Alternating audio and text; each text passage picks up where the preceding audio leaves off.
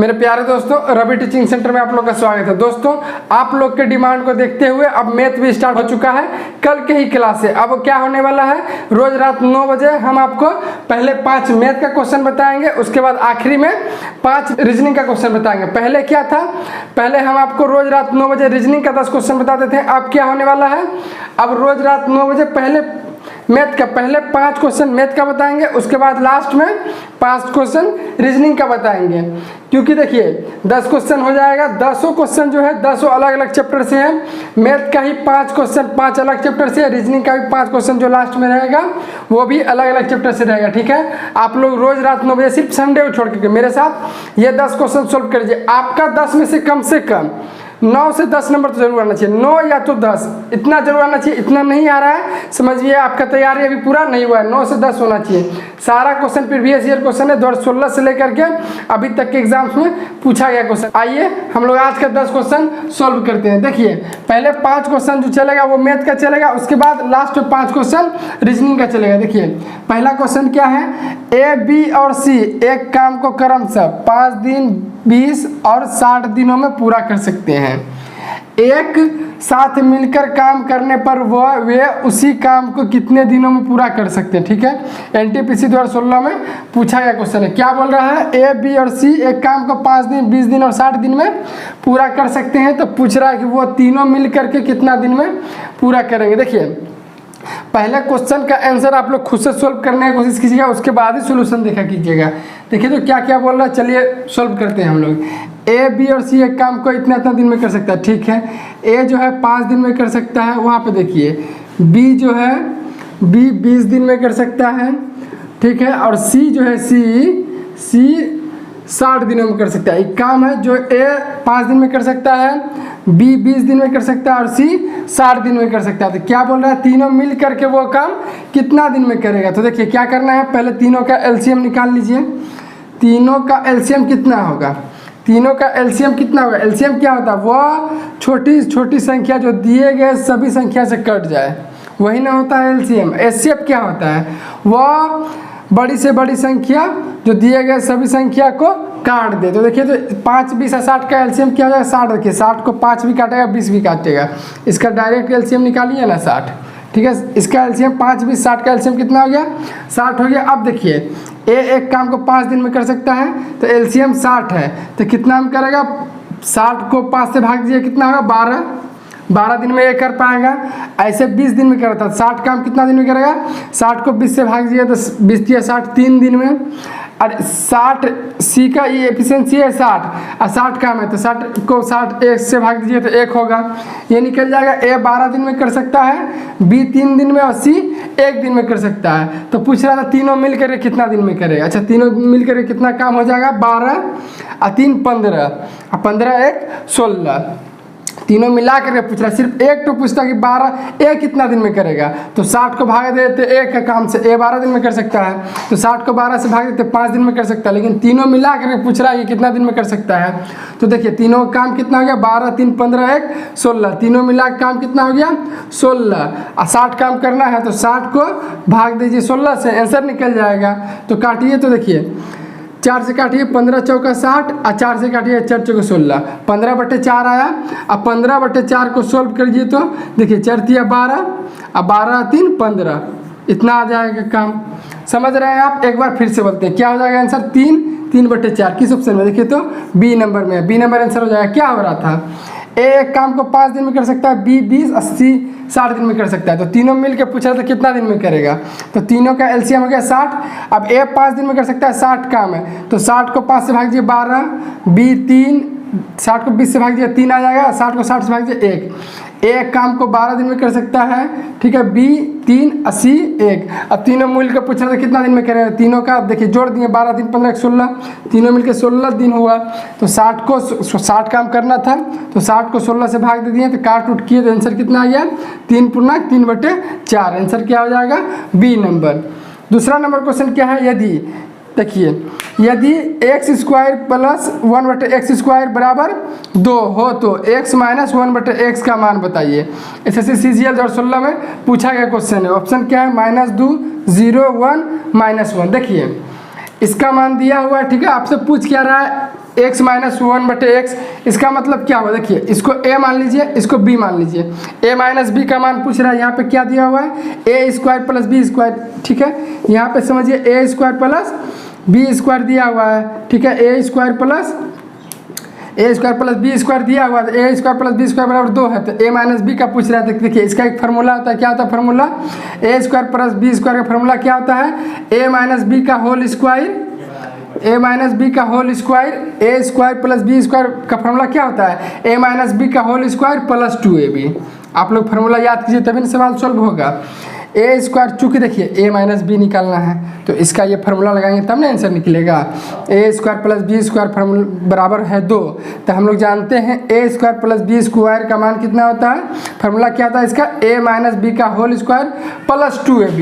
अब देखिए तो इतना का मान दिया हुआ है 2, ठीक है, इतना का मान ही 2 दिया हुआ। अब देखिए a माइनस बी यहाँ पे है, a माइनस बी, इसको x मानिए, अभी x स्क्वायर होगा, x स्क्वायर प्लस, अब देखिए 2, और a b, a कितना है, a है x और गुने b है 1/x। तो ये तो देखिए अब बराबर 2, तो ये तो x कट जाएगा, ठीक है। अब क्या बच जाएगा, x स्क्वायर बराबर, x स्क्वायर देखिए बराबर में 2 है, इधर वाला 2 जाएगा तो उधर जाएगा घट जाएगा, x स्क्वायर बराबर 2 माइनस 2, तो क्या हो जाएगा, x स्क्वायर बराबर क्या हो जाएगा, 0। आंसर क्या हो जाएगा, 0, बी नंबर आंसर हो जाएगा। तीसरा नंबर क्वेश्चन है, सलीम को 5750 रुपये मूल्य की सब्जियों को भारी बारिश के कारण 4500 रुपये में बेचना पड़ा, उसकी हानि की प्रतिशत कितनी थी। ग्रुप डी 2018 के अंदर पूछा गया क्वेश्चन। पहले आप लोग अपने से निकालने की कोशिश कीजिए। देखिए तो 5750 रुपये का उसका सब्जी था, लेकिन भारी बारिश के कारण उसको 4500 में बेचना पड़ा, तो ऑब्वियसली घाटा लगा है, ठीक है। उसका सब्जी कितना का था, 5750 का, ठीक है। और उसको भारी बारिश हो गया, उसके कारण उसको सब्जी कितना बेचना पड़ा है, 4500 में, मतलब उसको घाटा निकाल दीजिए कितना लगा। देखिए 5750 का उसका माल था, सब्जी था, बट बारिश के कारण सब्जी उतना बिका नहीं, 4500 में ही उसे बेचना पड़ा, तो उसे घाटा लगा। कितना का घाटा लगा, इसको माइनस कर दीजिए, निकल गया कितना घाटा लगा, 1250 रुपये का। यदि हम लोग को रुपए में पूछता तो डायरेक्ट आंसर बोल देते 1250 रुपये घाटा लगा है। अब देखिए, लेकिन यहाँ रुपए में नहीं पूछ रहा है, प्रतिशत में पूछ रहा है कि हानि का प्रतिशत कितना है, ठीक है। रुपए में घाटा लगा 1250, हानि में क्या लगा है, देखिए परसेंटेज हानि। हम बताए थे आपको कल ही, परसेंटेज लाभ निकालना हो या परसेंटेज हानि निकालना हो, क्या कीजिएगा, देखिए परसेंटेज हानि पूछा है तो परसेंटेज हानि बराबर क्या लिखिएगा, हानि कि जितना हानि हुआ, हानि बटे लागत मूल्य, जितना में माल में जितना लगाया था, लागत मूल्य इंटू 100, ऐसे ही निकलता है। अब परसेंटेज लाभ निकालने बोलेगा यदि, तो परसेंटेज लाभ बराबर जितना लाभ हुआ ऊपर में और नीचे लागत मूल्य CP, जितना लगा माल खरीदने में, और गुना 100। जैसे देखिए परसेंटेज हानि पूछ रहा है तो परसेंटेज हानि बराबर क्या होगा, परसेंटेज हानि पूछ रहा है तो परसेंटेज हानि बराबर क्या होगा, परसेंटेज हानि बराबर क्या होगा, हानि जितना हानि हुआ है बटे लागत मूल्य, जितना हानि हुआ है बटे लागत मूल्य इंटू 100, ऐसे ही निकलता है परसेंटेज लाभ हानि, ठीक है। परसेंटेज हानि हो रहा था यहाँ पे, तो परसेंटेज हानि बराबर क्या हो जाएगा, हानि जितना हानि हुआ बटे लागत मूल्य, लागत मूल्य मतलब क्या, CP कॉस्ट पर है, जितना माल आप खरीदे हैं, जितना आपका लगा है इंटू 100, ठीक है। अब हानि कितना है 1250 का, तो ऊपर में लिखिए 1250 बटे लागत मूल्य, कितना माल में उसको लगा था, 5750 रुपये की वो खरीदा था सलीम, माल का दाम कितना था 5750, नीचे लागत मूल्य लिखा था इंटू 100। इतना को सॉल्व कर दीजिए, परसेंटेज हानि निकल जाएगा। इसको सॉल्व कीजिए तो देखिए काटिए, इसको 0 से 0 काट दीजिए, ठीक है। अब 5 से काटिए, देखिए 5 एकम 5, अब 5 एकम 5, 2 बचा, 5 25, ठीक है। इसको काटिएगा, 5 दूना 10, 5 25, 25 बार में। अब देखिए फिर काटिए 5 से, 5 दूना 10, अब 5 दिए 15, 23 बार में कटेगा। अब 5 से 25 25 और कटेगा कि नहीं कटेगा। अब 5 को 100 से गुना कीजिए, कितना हो जाएगा, 5 को 100 से गुना कीजिएगा तो 500 और बटे में 23 हो गया, 500 बटे में 23 हो गया। इसको सोल्व किया जाए, अब देखिए 500 और 23 को भागा दीजिए, 500 में 23 को से भागा दीजिए, कितना होगा 23 दूना 23 से कम तो 23 से रह जाएगा, 23 दूना 46, उससे आगे तो बढ़ेगा नहीं। देखिए 23 दूना 46 हो गया, कितना में हाथ में रह गया 4 और 4 0 40 हो गया। अब फिर 2 बार में लगाइए, 23 दूना 46 हो जाएगा, एक ही बार में लगाना पड़ेगा, 23 से कम 23 लगाना पड़ेगा। तो 40 में 23 से भागिए 23 और 7 30 17 बच जाएगा शेष। 40 था, 40 में 23 से भाग दिए, कितना शेष रह जाएगा? 23 7 30 और 10 40 17 शेष रहेगा। अब पॉइंट लिखिएगा, अब पॉइंट लिखिएगा तब ना यहाँ जीरो बैठेगा, पॉइंट लिखिएगा तभी जीरो बैठेगा, 170 होगा। फिर देखिए आप यहाँ, आप देखिए ऑप्शन देखिए तो 21.7%, 23.47%, 20% और 23.45%, ऑप्शन देख लिए आप। अब देखिए कहीं भी ऑप्शन में 21 पॉइंट कुछ जितना भी आएगा, 170 बचा है बटे 23 बचा है, इसको सोल्व कीजिएगा। यहाँ माना कि जितना भी आए, यहाँ शुरू में क्या आ रहा है? 21 पॉइंट कुछ आएगा, 21 पॉइंट कुछ आएगा आंसर। ऑप्शन देखिए तो आप ऐसा एक ही जगह है जो 21 पॉइंट पे है, 21 पॉइंट कुछ है आंसर। यहाँ 23 है, 23 आ रहा है क्या? शुरू में 21 आ रहा है हम लोग का। यहाँ 20 है, यहाँ 23 है, जबकि यहाँ पे शुरू में हम लोग कितना आ रहा है? 21 आ रहा है। 21 पॉइंट कुछ भी आएगा, आगे भी निकाल सकते हैं आप, बट यहाँ पे ही तो समझ में आ गया हम लोग को कि 21 पॉइंट कुछ आएगा आंसर। तो 21 वाला तो मात्र एक ही ऑप्शन है, 21.7, यही आंसर हो जाएगा 21.7%। ठीक है। 4 नंबर क्वेश्चन देखिए, यदि x cos square 30 degree into sine 60 बराबर 10 square 45 degree into sec 60 degree बटे कोसेक 60 डिग्री हो तो x का मान क्या है? एसएससी सीजीएल जो से पूछा गया क्वेश्चन है, x का मान पूछ रहा है। ठीक है, आप लोग को देखिए, अब जब आपको याद ही नहीं रहेगा साइन 60 का मान कितना होता है, कोसेक 60 का मान कितना होता है, जब मान सब आपको याद ही नहीं रहेगा तो आप निकाल पाइएगा क्या? कभी नहीं निकलेगा। तो देखिए तो निकालिए इसको, x है, x लिखिए, गुना में है, ठीक है, गुना लिखिए। अब कोस 30 डिग्री है, कोस स्क्वायर 30 डिग्री है, कोस 30 का मान कितना होता है? कोस 30 का मान कितना होता है? √3/2। कोस 30 का मान कितना होता है? √3/2। अब कोस स्क्वायर 30 डिग्री है तो √3/2 का स्क्वायर होगा, क्योंकि स्क्वायर है यहाँ पे। ठीक है, इंटू बोले तो गुना लिखिए डायरेक्ट। ठीक है, अब साइन 60 डिग्री का मान कितना होता है? साइन 60 डिग्री का मान होता है √3/2। साइन 60 डिग्री का मान कितना होता है? √3/2 बटे बराबर में क्या है? 10 स्क्वायर 45, 10 45 का मान होता है 1 का स्क्वायर कीजिएगा 1 ही होगा, गुना इंटू में गुना। सेक 60 डिग्री का मान कितना होता है? देखिए सेक 60 डिग्री का मान कितना होता है? सेक 60 डिग्री का मान होता है 2। सेक 60 का मान कितना होता है? 2। आप लोग यहाँ चूँकि कोस 60 होता है 1/2, तो कोस का उल्टा सेक है तो उसको उल्टा दिए, 1/2 को उल्टा दिया तो 2 हो जाएगा, और नीचे क्या है? कोसेक 60। अब देखिए कोसेक 60 निकालने से पहले साइन 60 जानिए, साइन 60 का मान कितना होता है? √3/2।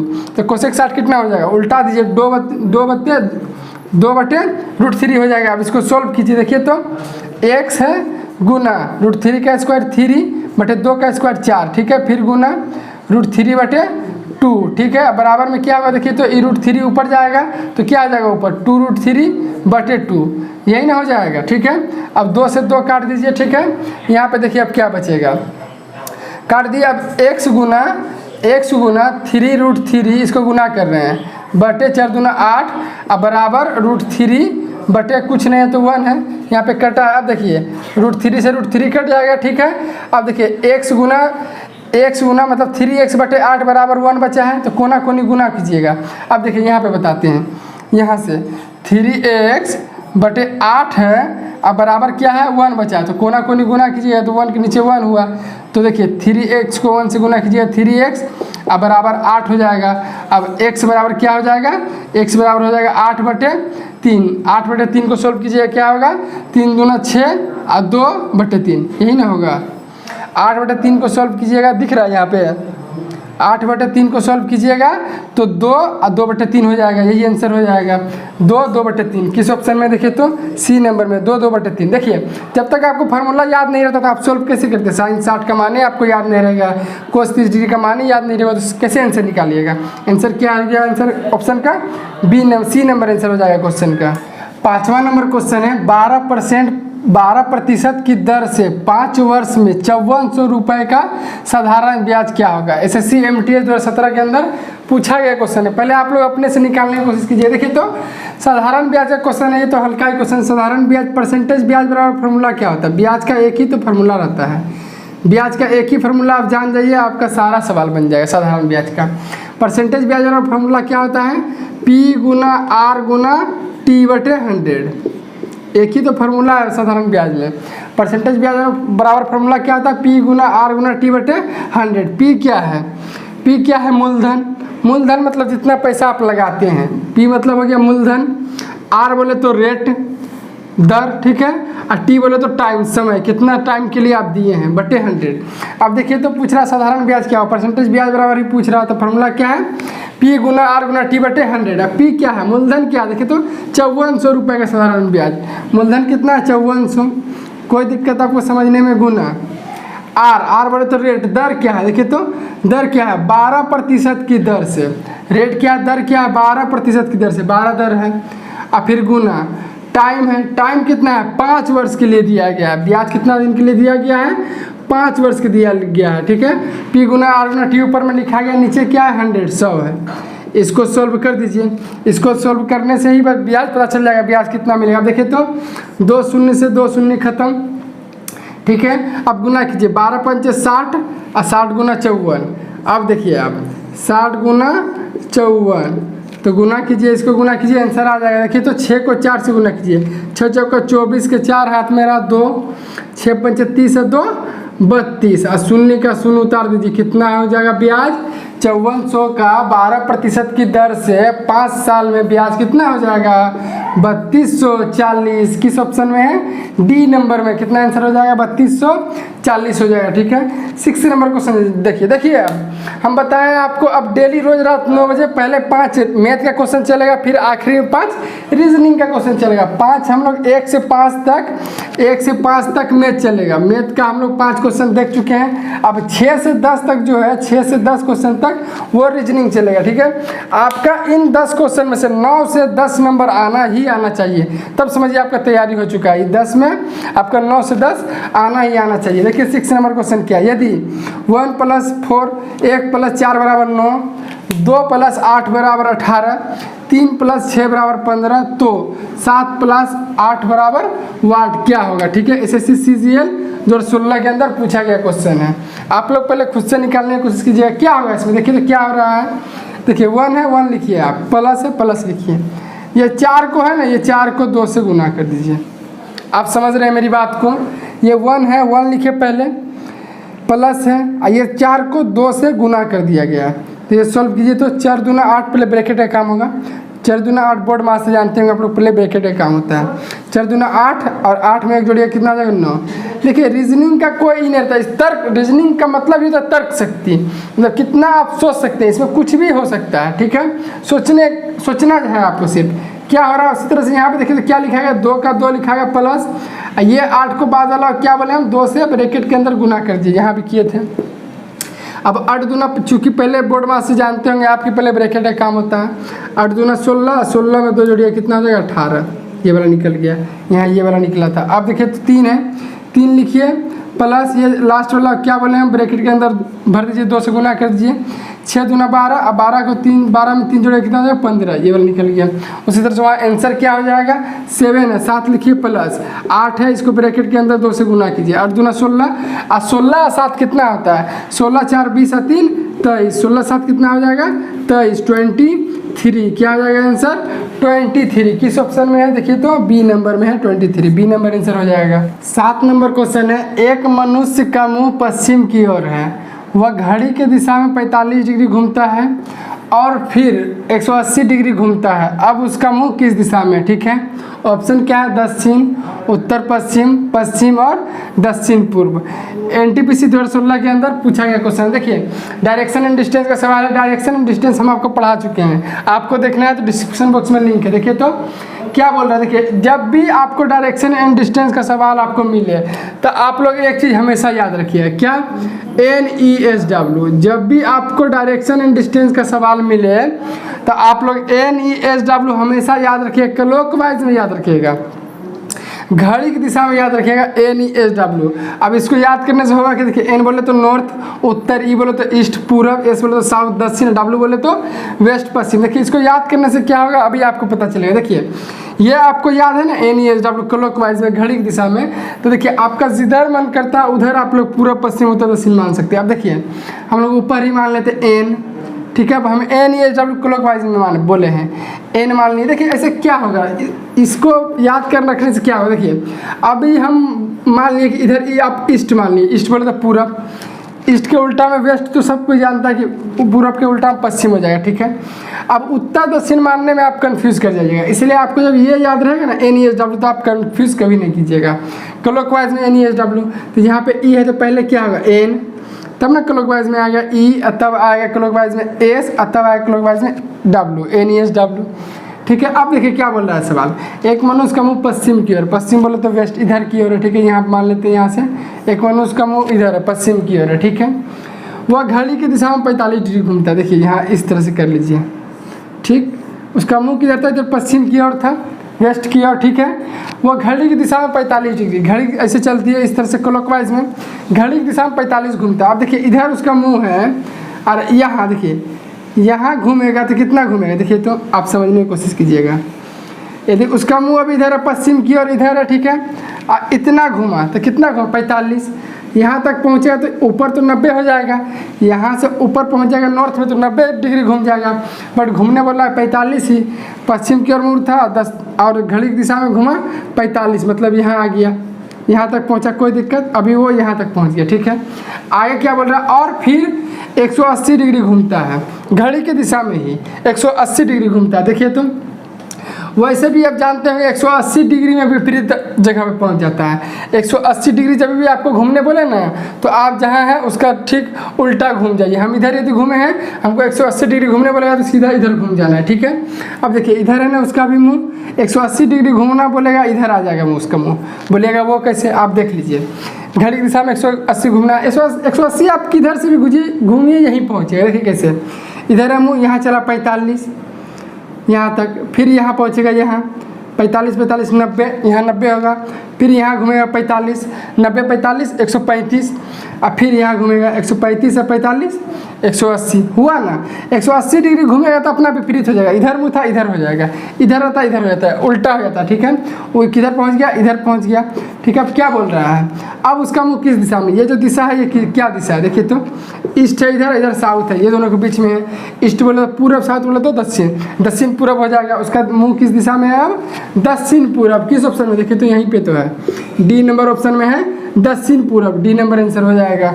चलिए 8 नंबर क्वेश्चन देखिए, 5 है 7 है 1 है 35 है 35, 4 है 5 है 3 है 60 है, 9 है 2 है 4 है 72 है, 6 है 4 है 5 है। तो यहाँ पे पूछा जा रहा है वाट क्या होगा, ठीक है। SSC CHSL 2019 में पूछा गया क्वेश्चन है। देखिए तो पहले आप लोग खुद से सोल्व करने की कोशिश कीजिए क्या हो रहा है इसमें। देखिए तो बहुत हल्का सवाल है। देखिए तो इसको इससे गुना कीजिए, 5 7 है 35, अब 35 को 1 से गुना कीजिए, कितना होगा 35 का 35, नीचे वाला निकल गया क्या। 5 को 7 से गुना कीजिए, 5 7 35, अब 35 को 1 से गुना किए, नीचे वाला निकल गया 35। उसी तरह इसको करते देखिए, 4 को 5 से गुना कीजिए, कितना होगा 4 5 20, अब 20 को 3 से गुना कीजिए, कितना होगा 20 60, नीचे वाला निकल गया। इसको क्या होगा देखिए, 9 को 2 से गुना कीजिए 18, 18 को 4 से गुना कीजिए, क्या होगा 18 चौके 72, नीचे वाला निकल गया। उसी तरह से इसमें क्या होगा देखिए तो 6 चौका 24, 6 चौका 24 और 24 पंचे कितना होता है, 24 पंचे कितना होता है 24 पंचे 120, 24 पंचे कितना होगा 120 होगा, ठीक है। 6 को 4 से गुना कीजिए 24, और 24 पंचे कितना होता है 120, नीचे में क्या हो जाएगा 120 हो जाएगा। किस ऑप्शन में है, सी नंबर में है, सी नंबर आंसर हो जाएगा 120। 9 नंबर क्वेश्चन है, भीन को चुनिए। SSC CHSL 2017 में पूछा गया क्वेश्चन है। सावक है, बत्तख साव है, पिल्ला है और बिलौटा है। मतलब इन चारों ऑप्शन में से आपको भीन को चुनना है। मतलब 3 किसी प्रकार से सेम है और एक ठो अलग है, एक अलग है। आपको वो कौन सा अलग है वही आपको बताना है। देखिए तो पहले आप लोग खुद से निकालने की कोशिश कीजिए क्या हो रहा है। देखिए तो सावक जो है ये सिंह बोले तो शेर का शिशु है, कोई दिक्कत। सावक जो है सिंह शेर का शिशु है। बत्तख साव किसका होगा, बत्तख साव बत्तख का शिशु है, ठीक है। बत्तख साव बत्तख का शिशु है।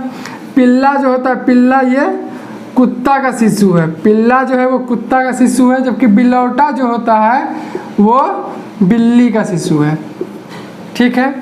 सावक सिंह शेर का शिशु है, बत्तख साव बत्तख का शिशु है, पिल्ला कुत्ता का शिशु है, बिलौटा बिल्ली का शिशु है। अब बोलिएगा सर जी सब तो किसी न किसी का शिशु ही है, तो क्या होगा आंसर, आंसर होगा बी नंबर। बोलिएगा कैसे, देखिए शावक जो है सिंह का, और पिल्ला कुत्ता का, और बिलोटा बिल्ली का शिशु। देखिए इन तीनों जो है, ये तीनों जो है ये जानवर का शिशु है, ठीक है। ये तीनों जो है ये जानवर का शिशु है, बट बी नंबर ऑप्शन जो है एक पक्षी का शिशु है, बत्तख का शिशु है, बत्तख। बट जो ये तीनों था ए सी डी, शावक, पिल्ला और बिलोटा जो है ये जानवर का शिशु है, बट बत्तख सब क्या है, एक पक्षी का शिशु है, ठीक है। आंसर क्या हो जाएगा, बी नंबर आंसर हो जाएगा। 10 नंबर क्वेश्चन है, अगर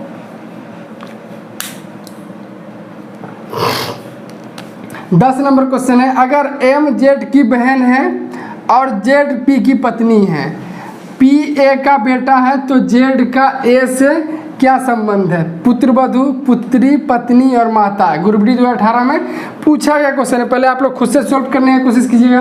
देखिए तो ब्लड रिलेशन के क्वेश्चन हम आपको ब्लड रिलेशन पढ़ा चुके हैं, आपको देखना है तो डिस्क्रिप्शन बॉक्स में लिंक है। क्या बोल रहा है देखिए तो, अगर एम जेड की बहन है, ठीक है, अगर एम जेड की बहन है, देखिए पहले क्वेश्चन बनाने से पहले हम आपको कुछ बता रहे हैं, आप लोग गौर से देखिए। देखिए यदि बराबर का पीढ़ी रहे, अब देखिए भाई हुआ, बहन हुआ, ये तो अपने बराबर का पीढ़ी हुआ, तो आप इसके लिए इस एरो का यूज कीजिएगा, बराबर वाला।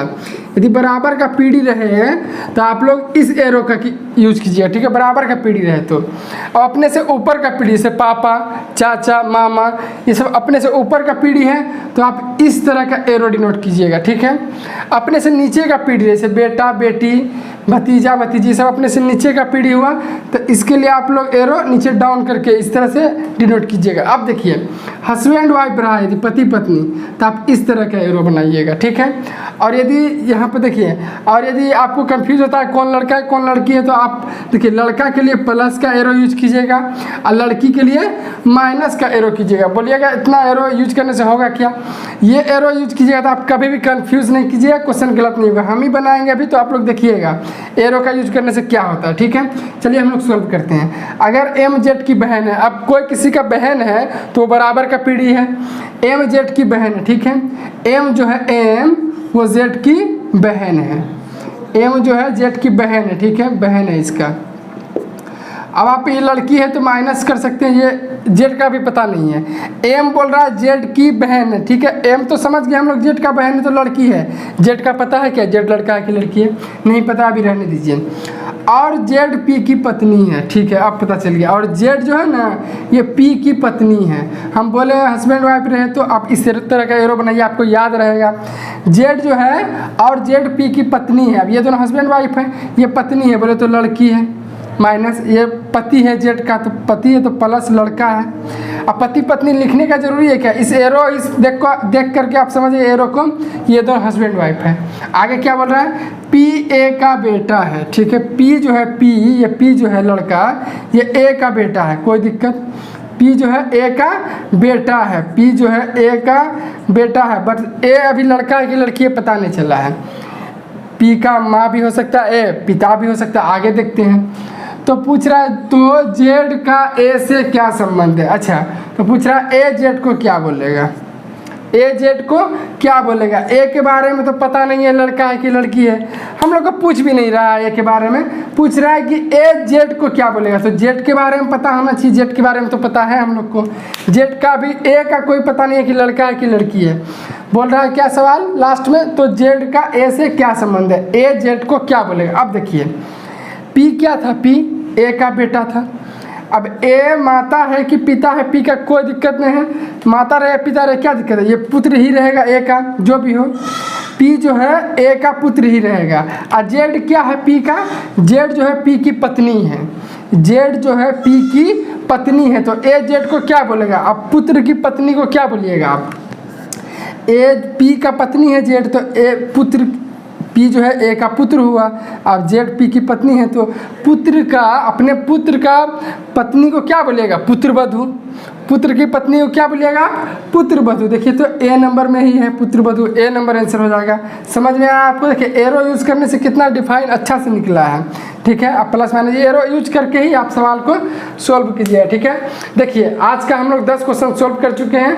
आप लोग का बहुत डिमांड था सर मैथ पढ़ाइए, इसीलिए हम क्या कर रहे हैं, अब कल से ही रोज़ रात 9 बजे ही, और क्लास डेली चलता है सिर्फ संडे को छोड़ करके। 1 से लेकर के 5वां क्वेश्चन तक, 1 से लेकर 5वां क्वेश्चन तक पहले मैथ का क्वेश्चन रहता है, और उसके बाद 6 से 10 क्वेश्चन तक, 10वां क्वेश्चन तक रीजनिंग का। आपका 10 में से कम 9, 10 क्वेश्चन में से कम आपका 9 से 10 नंबर आना चाहिए, तभी समझिए आपका तैयारी पूरा अच्छा से हुआ है। कम से कम 10 क्वेश्चन में आप पहले खुद से सॉल्व कीजिए और देखिए कि आपका कितना आ रहा है। 9 से 10 नंबर फिक्स है आपको आना चाहिए, ठीक है। नहीं आ रहा है तो आप लोग मेहनत डबल टेबल कीजिए, 9 से 10 नंबर आना चाहिए 10 क्वेश्चन में। तो 1 से 5 तक पहले मैथ का क्वेश्चन बता दिए और 6 से 10 तक रीजनिंग का क्वेश्चन। क्योंकि देखिए जितना भी आप एग्जाम दीजिए, एनटीपीसी दीजिए, एनटीपीसी सीबीटी 2, ग्रुप डी हो, एसएससी जीडी हो, यूपीएसआई, मैथ और रीजनिंग तो कंपलसरी है। मैथ और रीजनिंग तो लगभग एग्जाम में पूछा ही जाता है, ठीक है। वीडियो कैसा लगा कमेंट बॉक्स में जरूर बताइएगा, और आपका कितना नंबर आ रहा है 10 में वो भी कमेंट बॉक्स में जरूर बताइएगा। वीडियो अच्छा लगा तो चैनल को सब्सक्राइब कीजिएगा, अपने दोस्तों के साथ शेयर जरूर कीजिएगा। मिलेंगे नेक्स्ट क्लास में, तब तक के लिए जय हिंद, जय भारत।